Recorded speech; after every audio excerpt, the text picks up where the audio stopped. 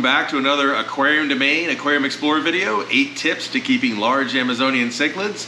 My Aquarium Explorer videos are where I share my experience with fellow hobbyists, so hopefully if you're newer to keeping these fish, I can tell you some things that'll help you be more successful or get off to a better start keeping them.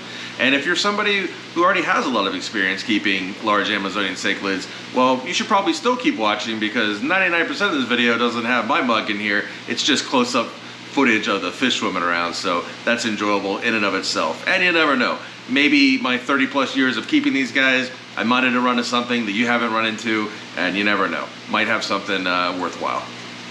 Oh yeah, and I promise my #1 tip isn't build a 3,000 gallon aquarium. These are going to be real tips, you know, that are practical and not over the top, you know, like someone like me who's obviously has a problem if you're building 3,000 gallon aquariums in your basement.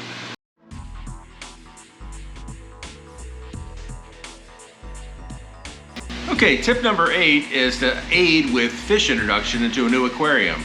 So we all know about acclimating the fish to the aquarium, but there's also the actual introduction of the fish to the other fish in the aquarium. As we all know with cichlids, they like to go ahead and take that aquarium and divide it up into different territories and who controls what, and they got it all figured out. And the last thing they want is a fish keeper coming along and introducing a new fish into the equation. So you know what they do, they go after that new fish and they give him the business right when he's put in the tank, which is when he's at his most stressed already because he's switching environments either from a quarantine system or from a store. So how do we fix that? So there's some common things that people know about, which move the aquascape around, which means changing the territories or adding the fish with the lights off so that in the evening, right before the fish go to bed, so they settle down for the night, they come back and there's all this new fish the next day. But what you may not know is that when the fish are first being introduced to the aquarium, they release a stress hormone in the water. And these other fish, they detect that and it triggers them to go after them. Whether it is to take advantage of their moment of weakness or whether they feel that they could be a sick fish and they're trying to drive them away or kill them so they don't kill the other fish, it's hard to say. But what you can do to mitigate this is to introduce the new fish inside of a perforated container. This allows the water to move through the container and let that stress hormone get out into the tank where all the other fish detect it, but it doesn't allow those other fish to get to the new fish who's in the acclimation container. And then over the course of a few hours, that should dissipate, give that fish time to get used to the new environment some in a limited capacity, and then go ahead and use the same techniques of turning off the aquarium lights, maybe moving aquascape around a little bit, and then release the fish. This greatly enhances your success rate with introducing new fish, especially when you're dealing with large cichlids like the ones in the 3,000 gallon Oscars and pike cichlids and things like that could be quite aggressive to new inhabitants.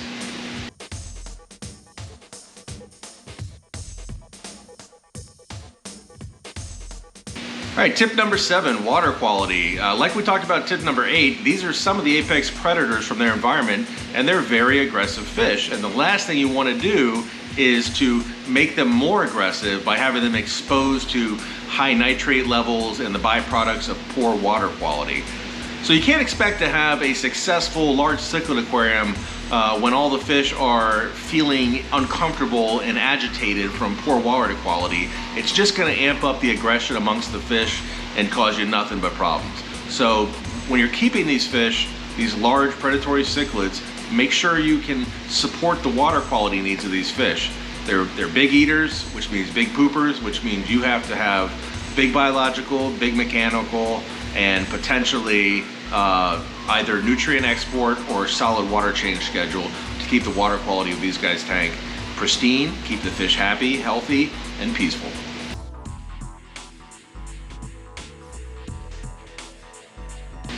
Tip number 6 involves the origin of these fish and what that means for keeping them in the home aquarium environment. So cichlids are a huge category of fish, and as we all know, some of these cichlids that we like to keep in our Amazonian aquariums, they come from rivers, other ones come from tributaries, other ones come from floodplains, and then other ones like Central American cichlids, well, they come from rivers that have lots of rocky caves that are heavily defended. Territory is very important with them.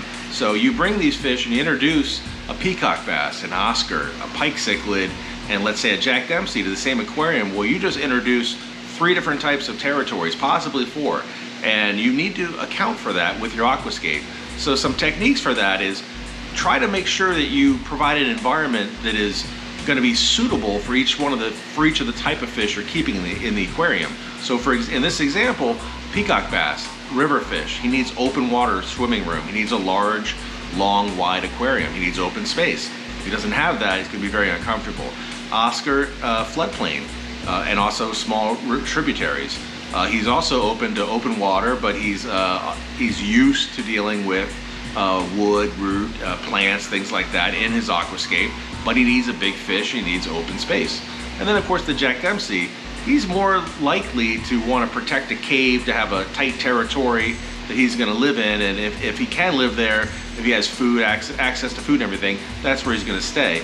So when you're designing this aquarium, you're going to have a large, wide, long aquarium. You're going to have large open areas, but also other areas of structure to provide territory for these fish. You need to have structure that sticks up in some areas, that creates sight breaks so that any one of these fish doesn't see the entire aquarium as their aquarium.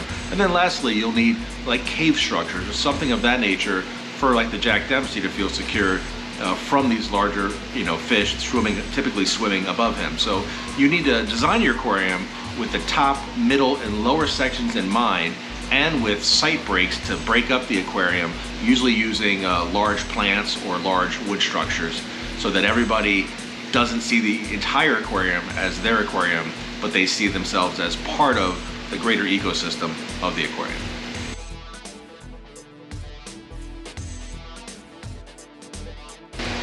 Okay, tip number 5, breeding pairs. There's no getting around it. Cichlids breed, and when they pair off, they get very aggressive.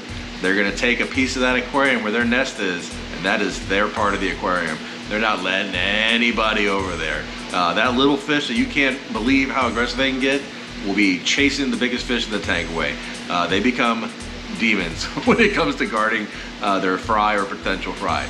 So if you're keeping these guys and you have pairs, make sure you account for that. Make sure you either have a way to partition the aquarium, you have the ability to move fish out of the aquarium, or if your aquarium is large enough, make sure you have sight breaks. That's going to be the biggest thing with territory or with nesting breeding behavior, is lots of sight breaks, so the fish doesn't try to chase a fish away from 3 or 4 feet away. Give them a nice, couple foot area within the aquarium, and then have a big sight break, and then the other fish can be on the other side of that, and they won't terrorize them because they won't see them as an immediate threat.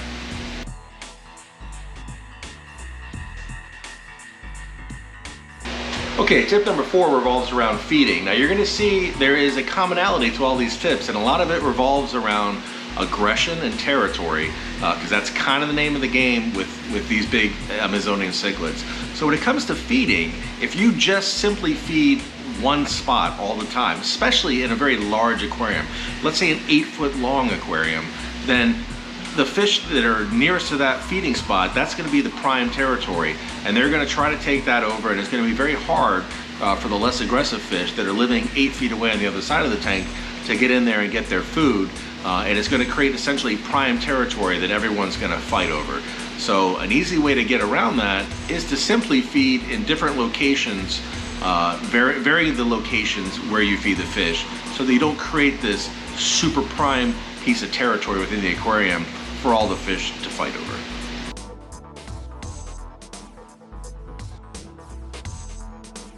Okay, tip number 3, sight breaks. Yes, you've heard it many times already. Sight breaks are huge when it comes to predatory Amazonian cichlids. The reality of it is like I said, territory. Sight breaks help limit or break up territory. It's super important in the aquascaping in a cichlid aquarium. There's really only 2 ways you can do this.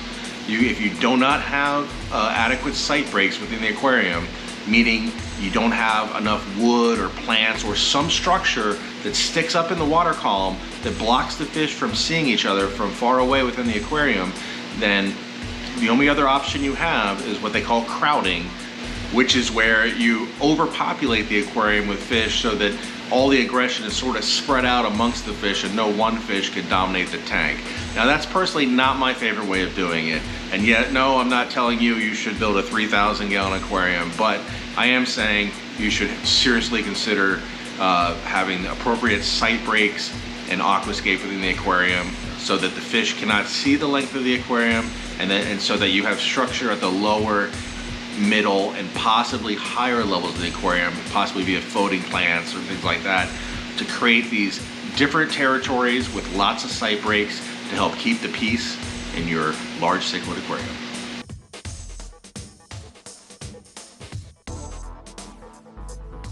Okay, tip number 2, fish shapes.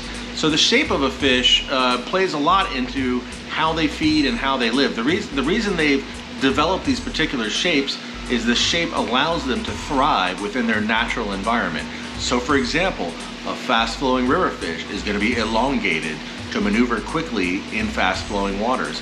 A larger, taller, wider fish is meant for navigating in close structure territories or in vegetation to hunt for the fish they prey on. And then of course with all these cichlids, they're ambush predators, so they have the mouth structures and the burst speed to get prey, to ambush prey within their natural habitat.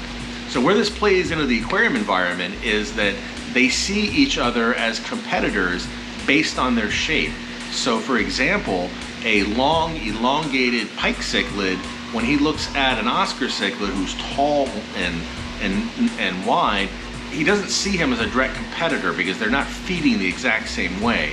Even though I know you're feeding them all the same foods in the aquarium, this is stuff that's just built into the fish over long periods of time in the evolution of the fish. So a good way to get a mix of large cichlids in an aquarium environment and have them get along peacefully is to mix up the shapes so that they don't see each other as direct competitors within the aquarium, and they don't bother trying to protect territory from fish that they don't see as a direct competitor.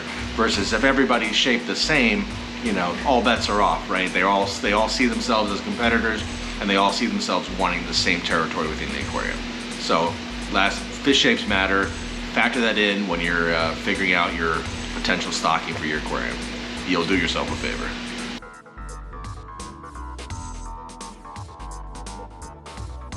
All right, we're finally here. Tip number 1, aquarium size. All you need to do is build a 3,000 gallon aquarium, and it'll solve all your problems with big cichlids. Well, I know that's not true because I have a 3,000 gallon aquarium full of cichlids, and guess what? I have multiple breeding pairs, and they fight, keep everybody away. I have fish of the same species, and they jockey for territory and position, hierarchy within the rankings of who's in control of what, and the fish squabble from time to time. But the difference is, because it is a large aquarium, it does mitigate a lot of the day-to-day stress. In general, the fish do get along really well compared to when you keep these large fish in an aquarium that's too small. So by no means do I think anyone should go out there and build 3,000 gallon aquarium, but what I am suggesting is that if you want to keep large Amazonian cichlids, you should have at least a 6 to 8 foot long aquarium, and in my opinion, 2 feet front to back. Can you get away with other options than that? Sure, you can. Is bigger better? Yes, it generally is. But if you're being realistic, a 6 to 8 foot tank, 2 feet front to back, is going to give you a lot more options for keeping these fish. It's going to give you a lot more ability to create diverse territories in the aquarium. It's going to give you a larger amount of water, which is going to help with your water quality. It's going to give you the ability to feed in different areas so that the fish don't tie into one area. It's just going to make life a lot easier. It's going to make your fish get along a lot better, and it's going to make them have a longer, healthier, happier life in their aquarium environment. And in my opinion, it's going to be more enjoyable for the hobbyist as well. So hopefully some of those tips were beneficial for other aquarium hobbyists. Anything that helps you enjoy keeping these cichlids as much as I have, it's well worth the time. They're amazing fish, and they've brought me joy for many decades. Thanks for watching.